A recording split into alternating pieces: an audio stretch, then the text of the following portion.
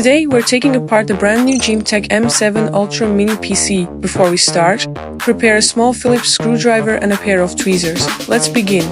Follow the arrow and twist open the top cover. The M7 Ultra now features a matte silver gray lid. Here is the cooling fan. Unscrew the 4 corner screws to remove it. Use tweezers to gently unplug the fan cable and the fan module comes right off. This small fan can also be removed separately. Now we can see the full motherboard layout. Here are the dual Judder 54800 mount S memory slots. Push the clips outward to release the RAM.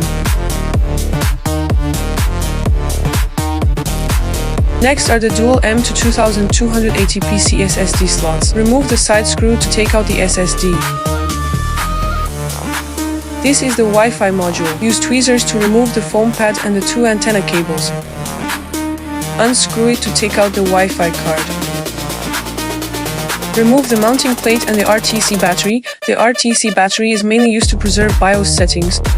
Now unscrew the 4 motherboard screws and peel off the anti-static tape. Flip the mini PC over and lift the bottom cover. Then slide the motherboard out at an angle from the rear I/O side. Here's the CPU cooling system. Unscrew the fan and unplug the power cable to remove it.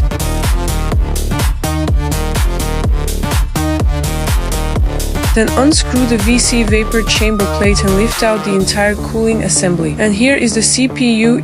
If you need to replace the thermal paste, clean both the CPU and heatsink thoroughly and apply new paste evenly.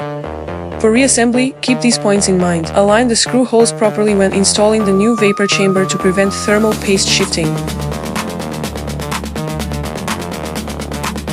Make sure the motherboard ports align with the chassis openings. When reconnecting the Wi-Fi antennas, match the labels, black on the outside, gray on the inside. And that's the full teardown of the M7 Ultra. Did you get it?